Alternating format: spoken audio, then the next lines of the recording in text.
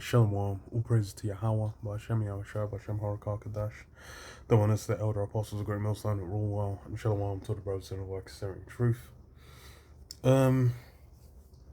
Just a quick little update on these, the AI basically impacting these jobs. Because in reality, it's been it's as far as the impact I've noticed has been with the new hires, like entry level positions. There was a big push to basically stop hiring a lot of them. There's a lot of people doing like YouTube videos or kind of little articles highlighting that a lot of places had started putting up like ghost jobs where they'll let people apply to kind of get a look at like CVs and whatnot, but then they won't actually hire people. And a lot of the jobs that like postgraduates and whatnot would kind of be going for had been cut down. And that was, from what a lot of these companies were saying, was basically trying to get AI instead to fill out those roles. And because the push with AI is really trying to just establish a system that doesn't rely on actual people. They can then just have it where it's like it's robots, it's machines, thinking and managing these things, so they then can have the people with that mark in them, then easy means to track, control, etc. And then core aspects of society aren't going to be relying on actual people being there. Because the thing is you look at, was it Georgia Guidestones? They had it from there. What was it called? It was maintain humanity under 500 million, which when that was written, it was like 7 billion, 6 billion plus 7 billion around then. And now I believe it's closer to 8. I think they say we've gone over 8 billion. So 8 billion people, then it's like a supreme level of purging needs to go on if they want to fulfill that. And then if you're doing that, then that's where this AI comes in. Because you've kind of had the push since like probably post the 2008 financial crash, and even more so after 2020 the pandemic kicked off as well. A lot of those smaller companies got squeezed out, and then you had the bigger companies get even bigger and more all consuming. Because like Amazon, what's the other one, like Google, Apple, these things of companies become centralized to where it's like, as far as like, there's some people where they'll only have an iPhone, they only fuck with iPhone. And then might have an iPhone, have an iPad, they'll have a Mac, they'll have like all of them things in that ecosystem.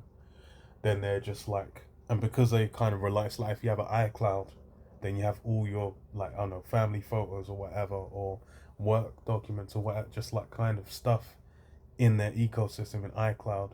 Then you're not going to think, okay, let me go to Google, let me go to this, because you're invested.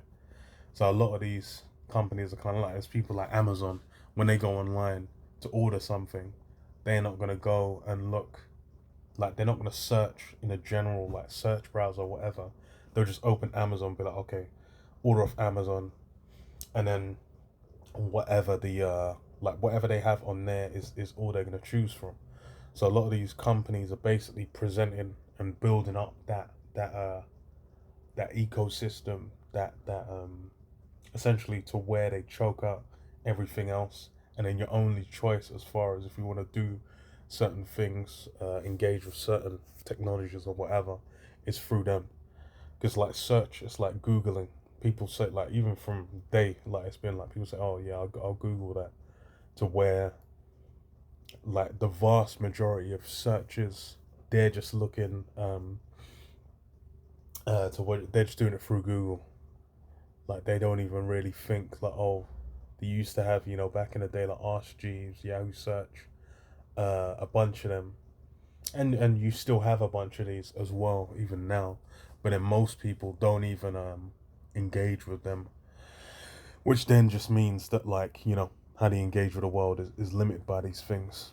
And you know, all these things being developed, being refined, is what is going towards that mark. That's what they're kind of looking at from. They're looking at like yeah, that is what it is. It's the eventual end goal. Well, it's even people that, you know, simpletons are looking at as far as like, oh, was it the singularity, humanity combining with AI and technology? They think that's just what, you know, these things are. But the reality is, it's what it's the elite. These are the things they're structuring towards. It says as Amazon's move this week to slash thousands of corporate jobs fed into long-standing anxiety that AI is starting to replace workers, and yeah, it's corporate jobs as well, because the like I said, the entry level jobs were already being shorn off anyway, and that's just a not hiring thing. Where and as well, it's like the way they count fucking unemployment statistics in the U.S. is a mess, and then it's even more of a mess because you had the chick that came out and was doing the numbers just get sacked because you know the numbers were bad. So you know it's just a wrap. But it says the tech giant joined a growing list of companies in the US that have pointed to AI technology as a reason behind layoffs. But some question whether AI is fully to blame and have voiced skepticism that recent high profile layoffs are a telling sign of the technology's effect on employment. Chegg, the online education firm, cited the new realities of AI as it announced a 45% reduction in workforce on Monday, when Salesforce cut a 45% reduction. That's fucking insane. That's like, yeah. And it's funny as well because they're doing the cuts, but then a lot of the companies that have been doing the cuts before have realized like the technology is not up to snuff for fully replacing people. But then as well, it's getting more and more refined towards those things. And you know, the Sora AI like generated videos and shit. Like that alone is just on a level where you start to think like, fucking hell, they really have actually got an insane level of like development in a relatively short time, to where it's like if people really don't know, you know. And the thing is as well is like people are doing like outrageous shit like you know, Martin Luther King and Malcolm X in like WWE, you know, SmackDown, Monday Night Raw, you know, some shit like that. Obviously, someone's gonna realize like, okay, this is some BS. But it's like you could have a seemingly innocuous video, like it doesn't seem like it's impactful, but then the easier it is to get away with those just kind of looking natural, then you start to doubt what the fuck you're even seeing and whether it's AI generated or not, and that's where it starts to get kind of crazy. And it's similar with AI as well. It's like as it gets more refined, then people are just gonna be like, oh, you know, what are we actually doing here? What's actually going on? It says UPS said on Tuesday. So it says when Salesforce cut 4,000 customer service roles last month, its chief executive said AI agents were doing the work. UPS said on Tuesday that it cut 48,000 jobs since last year.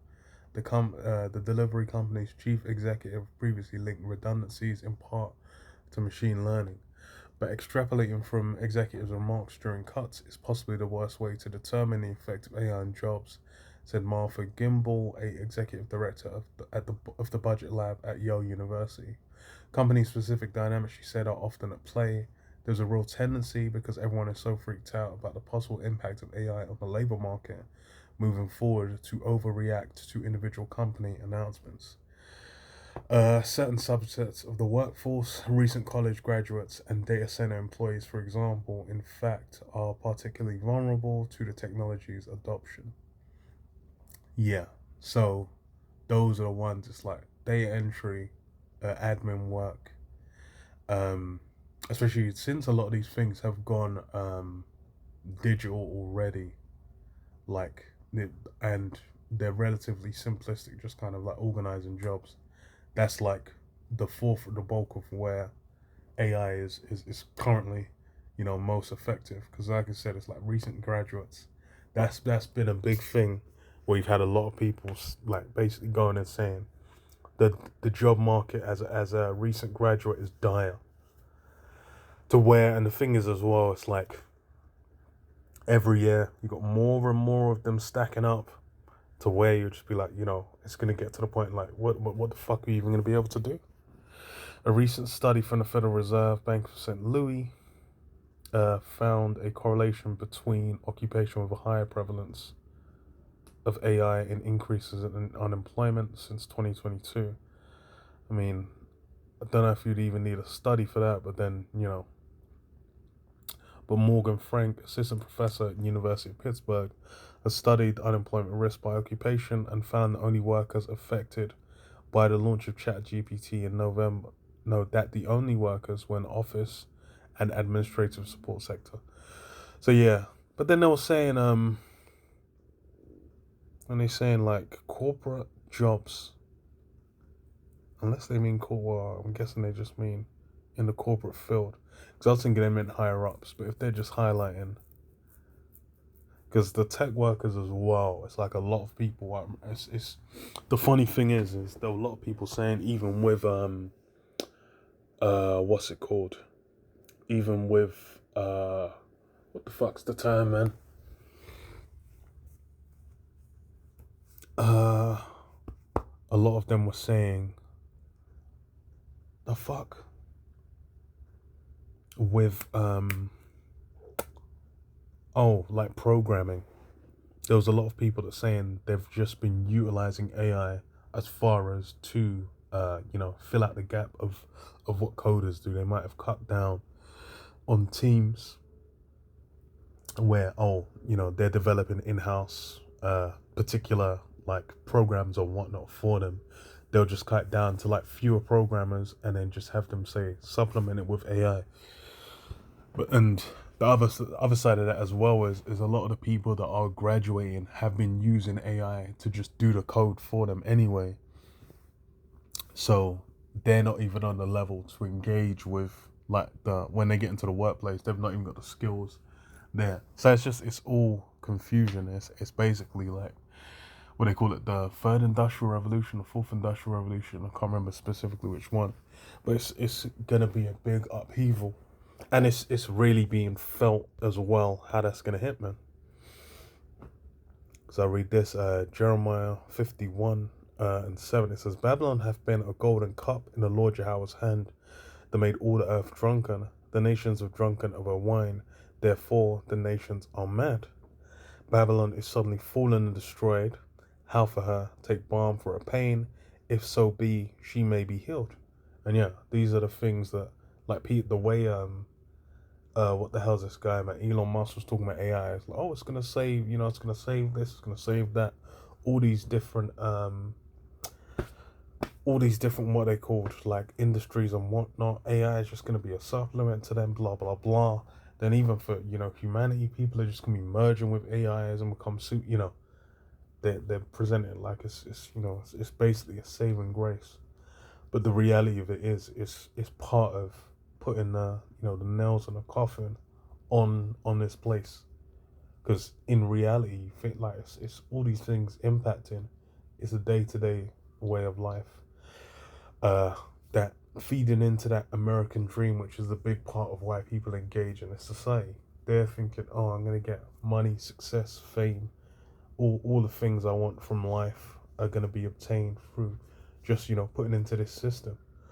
But the reality of it is, the game's been rigged. Like as far as for the elite, they've kind of like set the table to where all these things are now working to their benefit. Which then what it say? Something form destroyed. Definition, yeah. It says Babylon is suddenly fallen and destroyed. How for her? Take balm for her pain, if so be she may be healed. And yeah, that healing, was it say? We would have healed Babylon, but she is not healed. Forsake her and let us go everyone into his own country. And that's gonna be it. Everyone's gonna, see the writing on the wall. And the joke is you have like you can look at the UK, the mother of the beast, as a good example, because the whole glory was meant to be with, Brexit, cutting off from Europe, and then everything was meant to get better. But it's been a controlled decline, man. It's been a no, steady decline, because as far as the relevancy was only being maintained as part of, the feet and the 10 toes, man, as part of Europe being connected to that power structure, and then, separating off. It's then just weakened it significantly. And it's like everything's weakened. All these, they were saying, oh, special relationship, the US and the UK. But, with Trump, that's basically been frayed to where the way that guy's moving, he's only thinking about the benefit of America, really, for, himself and the elite, really. He's doing his role, man. He's got the ego for it. And then, everyone's going to realize, just as, in the UK, the rot setting, the decay's here, then it's going to be as much, felt even more so. Well, it's really being felt in the US as well. If you're in ends or whatever, and then the National Guard's rolling through, ICE are busting your head in, aiming a gun at you and saying like, yo, you're under arrest. And you're like, I've got a passport. I'm national, whatever. Shock horror, man. But read this, James 5:1. Go to now, you rich men, weep and howl for your miseries that shall come upon you. Your riches are corrupted, and your garments are moth-eaten. Your gold and silver is cankered, and the rust of them shall be a witness against you, and shall eat your flesh as it will fire. Yeah. Go to now, you rich men. As far as these different technologies they're developing, they're thinking all this is going to be to their advantage. They think they're heaping. They've basically trying to secure a system, a place for themselves where they can never go down. They're thinking, they're utilizing all their wealth, resources, think tanks, political powers and whatnot to bring to bear their desires. But then, how's that actually working out for them in reality? Are they actually working against prophecy? Are they actually going to be able to? Of course not. They're still within a balance. As it says, you have to heap treasure together for the last days. As far as now, it's like people don't even know what true wealth is. Men out here thinking about, those, what was it, Biden bucks during the pandemic, when it kicked off. Yeah, people getting happy about the Biden bucks they were getting given. But then, whilst that was happening, the farmland in the US was being bought up by, one of the big saviors of the world. The hell's his name? Bill Gates, man. Bill Gates of Gehenna, man. Which, if you know anything, land is actual wealth. Precious metals are actual wealth. Now you got gold going through the roof because of, crises left, right, and center. There's a military conflict because of the civil unrest being felt. And who's got gold? The elite. People on a low level they don't have these things. But what it said, behold, the hire of laborers who have reaped down your fields, which is of you kept back by fraud, crieth, and the cries of them which have reaped are entered into the ears of the Lord of Sabaoth. Ye have lived in pleasure on the earth and been wanton. Ye have nourished your hearts as in the day of slaughter. Ye have condemned and killed the just. He doth not resist you. And yeah, these are the things they've basically been utilizing their position, their power, their wealth to, bring in their plans, which is mass death and destruction, man.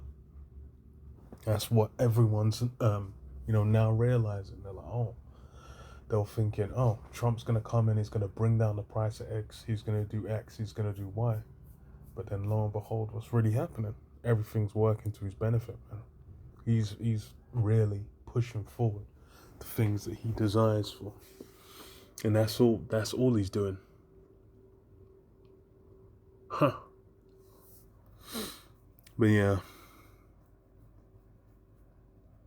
you know, these the worst situation. It's gonna be plain as day, man. But yeah, I'll leave it there. Shalom, shalom.